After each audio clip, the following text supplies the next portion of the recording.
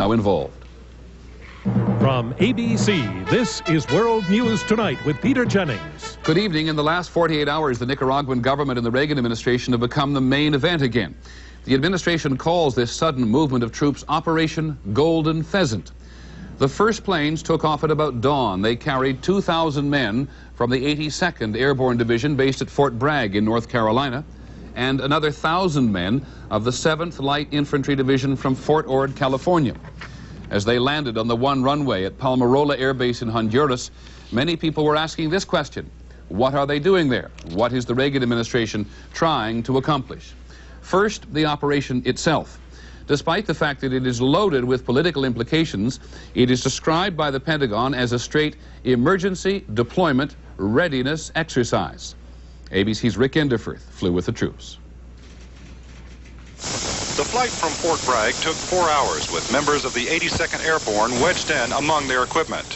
The first contingent touched ground at Palmarola Air Base at 10 a.m. local time, to be followed by another 25 aircraft landing at 30-minute intervals. All told, 3,000 combat troops from the 82nd and the 7th Infantry Division will take part in the exercise, bringing with them ammunition, communications gear, and attack helicopters. They will join another 3,000 U.S. military personnel already stationed in Honduras. But these soldiers are not coming here to fight, nor lend direct military assistance to the Honduran army. Instead, they are coming here to train. We're going to do a little mountaineering, a little land navigation, some patrolling, some ambushing. Indeed, the arrival here of U.S. combat forces is the airlift equivalent of gunboat diplomacy, a political gesture designed more to demonstrate military strength than to use it. Rick Enderfirth reporting from Palmarola Air Base in Honduras. ABC's John McWethy reports tonight on what American intelligence believes is happening between the Sandinistas and the Contras. It was first thing this morning, and American troops had finished packing. By the time they reached Honduras later in the day for their simulated combat exercise, the real fighting, some 125 miles away, was again intense. Despite claims by Nicaragua that their forces were withdrawing, American officials now claim some 2,000 Nicaraguan troops have crossed into Honduras and show no signs of pulling out. U.S. officials say the situation on the ground has involved heavy fighting for most of the day, that the Contra base camp with its supply depots and communications facilities is defended by some 400 fighters. Sandinista units are to the north and south of the base camp, but still several miles away. Yesterday, the Reagan administration said the purpose of the incursion was apparently to wipe out supplies of the Contras. Thus far, the Sandinistas have accomplished only part of that goal. The U.S. describes all of this as an invasion of Honduras. Secretary Schultz was asked this morning whether Honduran troops had been committed to drive the invaders out. We have watched these preparations, and the Hondurans have watched the preparations, but they haven't taken any direct action. That changed dramatically later in the day when Honduras launched airstrikes inside Nicaragua. According to U.S. officials, 4 Honduran A-37 bombers struck a forward command post and took out at least 1 Nicaraguan helicopter. These were the first such airstrikes since 1986. In addition, Honduras is today requesting use of American helicopters to carry some of its troops to the border area. It's not clear whether Honduras intends to use these troops for combat or simply as another show of force. John McWethy, ABC News, the State Department. Whatever happens next along the border, there is a fairly widespread feeling that the Nicaraguan government has taken quite a risk by going after the Contras right now. Not necessarily a military risk, because they have much to gain by hitting the Contra supply lines, but a political one. A risk that President Reagan will be able to whip up support for the Contras again. In Managua today, President Ortega hasn't shied away from the challenge. ABC's Peter Collins is there. At a news conference, President Ortega called for an urgent meeting of the United Nations Security Council to send an inspection team to the border area. He called the decision to send American troops to Honduras a dangerous escalation. He said it might be used as an excuse to try to save the Contras and invade Nicaragua. No es cuestión que aquí apareció Superman. Nicaragua was not afraid of Superman, as he called the United States. It had been defeated in Vietnam and would be defeated here, he said. But 3 times he was asked, and 3 times he evaded a direct answer to the question of whether Sandinista troops had crossed into Honduras. The real issue, he said, was the presence of Contra bases in Honduras that were used to attack Nicaragua. The terrain in question is remote, very rugged, and covered with heavy jungle. Without massive helicopter support, foot soldiers would have a lot of trouble invading through it, and defenders a hard time getting there. Here in Managua, there was a sense of underlying tension under a surface calm, but certainly no panic. The Sandinista party called its followers to a big rally downtown. Government newspapers called for a national alert. And in a gesture of conciliation, Ortega met with 14 opposition leaders.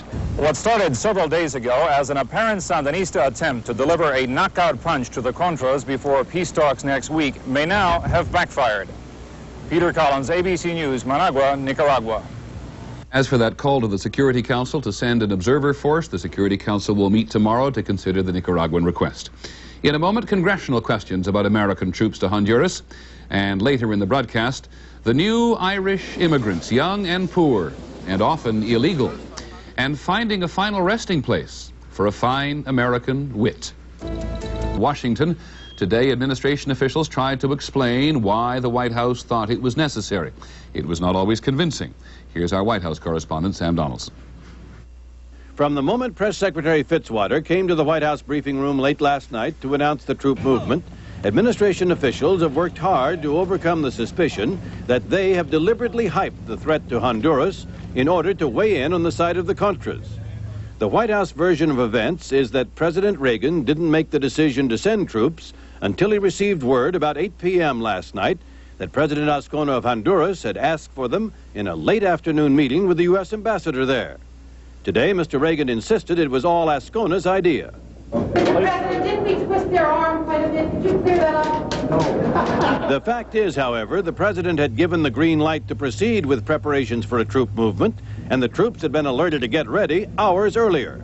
Based goes the explanation on an informal request. It is probably correct that it was hours before the formal request, because, as I said, what we have always said to the Hondurans is we need a formal request, not an informal request. When the formal request from President Azcona did arrive last night, it did not specifically ask for U.S. troops, but it did ask for effective and immediate assistance to repel what Azcona called an invasion. Secretary of State Schultz was peppered with questions in Capitol Hill today about how U.S. troops, carefully kept 125 miles away from the fighting, could help repel an invasion. And they increase our presence, and they do it in a visible way that gets people's attention, and I must say that's worked. It does get people's attention. To the extent that this attention carries with it suspicion and mistrust, administration officials concede it doesn't help.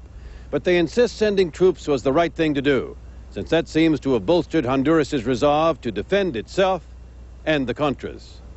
Sam Donaldson, ABC News, the White House. And what impact do those explanations have up on Capitol Hill? Here's ABC's Britt Hume. There was a scene on Capitol Hill today that could only happen in Washington. The president and his principal congressional antagonist on Nicaragua, House Speaker Wright, drinking toast to each other in honor of St. Patrick's Day. This in the midst of an incident that had deepened already bitter congressional divisions over the Contra War. And let there be no doubt where the responsibility for what is going on in Central America, where that responsibility lies. It lies with those in this Congress who refuse to vote for additional funds for the Contras. And Congress has to stick to its guns. We want the facts, Mr. President. You have to wonder if President Reagan is sending the 82nd Airborne south to divert attention from Oliver north. Not all Democrats shared that cynical view, including the chairman of the Senate Intelligence Committee, who was briefed today on the Sandinista actions. We now have a strong indication that this has been planned for quite some time, that they begin to take concrete steps to implement their plan and to mass for this invasion across the border sometime in the early part of the month. And this afternoon, a statement from Democratic Senator Sam Nunn, chairman of the Armed Services Committee, calling the border incident strong evidence the Sandinistas have little interest in a political settlement, but are seeking to destroy the Democratic opposition. Nunn, like Boren, backed the president's response as long as U.S. troops do no fighting. That concern was echoed on the Senate floor by one of the Contra's strongest Republican backers. The American people will not support United States combat involvement under present circumstances in Central America. This incident gives both sides in the Contra debate a problem. Contra supporters fear the presence of U.S. troops will frighten the public. And Contra opponents must worry that once again, Nicaraguan President Ortega has made it seem they have played into his hands. Britt Hume, ABC News, on Capitol Hill. Elsewhere in Central America, include new military aid, but Republican senators maintained that was not the reason for sending U.S. troops to Honduras. I don't believe that we sent troops down there to attempt to get a military aid package to the Contras through, but rather to demonstrate our commitment to regional peace and stability. Democratic presidential candidates seized on the issue. Commitment of troops to Honduras was and is excessive and unnecessary. Our job is to get behind that peace process, to get behind President Arias, to end Contra aid, to stop the war. But not all Democrats are criticizing the administration tonight. Senate Armed Services